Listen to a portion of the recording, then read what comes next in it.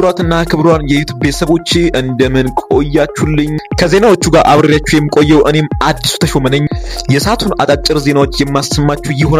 በመጀመሪያም አርዕስተ ዜናዎቹንም ፈረንሳይ 29 ዓመት የሞላ ዜጎቿ ጊዜያቸው ከመርፈዱ በፊት ልጅ እንዲወልዱ የሚያበረታታ ደብዳቤ ለመላክ ማቀረን አስታውቃለች።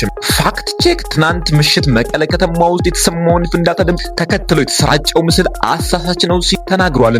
በመቀጠልም ዜናውን በዝርዝር ላስቃኛችሁም አብራችሁኝ ሆኖ ኢትዮጵያ ቼክ ትናንት ከምሽቱ 3 ሰዓት ተኩል ገደማ መቀለ ከተማ ውስጥ ከፍተኛ የፍንዳታ ድምፅ መሰማቱን ተከትሎ በርካታ መረጃዎች እየወጡ ይገኛሉ።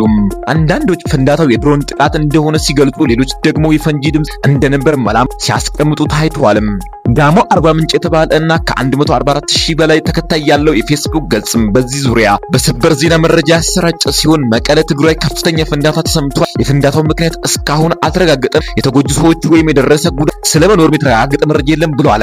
በተመሳሳይ ኢስት አፍሪካን ኢንሳይደር የተባለ እና መረጃውን በእንግሊዝኛ የሚያቀርብ ከ53000 በላይ ተከታዮች ያለው የፌስቡክ ገጽ ይህንኑ ምስል በጽሁፍ አቀናብሮ በመልቀቅ በርካታ ግብረ መልስ አግኝቷል። ገጹ ከዚህ መረጃ ጋር አንድ ከፍተኛ ፍንዳታን የሚያሳይ ምስል የተጠቀመ ሲሆን ምስሉ በብዙዎች ዘንድ ስጋትንና ጥርጣሬን ፈጥሯል።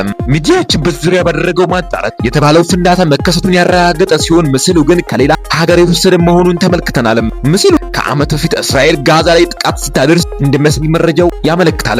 ቢዝነስ ካምፓስ ቢያ የተከሰተው ፍንዳታ ምክንያቱ ምን እንደሆነ የመቀሌ ፖሊስ እያጣራ መሆኑን የሚገልጹ መረጃዎች ወጥተዋል። ፍንዳታው በሰውና በንብረት ላይ ጉዳት አለማድረሱን የከተማው ሰላምና ጸጥታ ጽሕፈት ቤት ለመቀሌ ኤፍኤም ተናግሯል። በሌላ ዜና ከውጪም በፈረንሳይ ከ3.3 ሚሊዮን በላይ ሰዎች ልጅ መውለድ እንደማይችሉ የሀገሪቱ የጤና ሚኒስቴር ሲገልጹ፣ ደብዳቤው ሴቶች እንቁላላቸውን መጠበቅ እንደሚችሉ ለማስታወስ እንደሆነ ተገልጿል።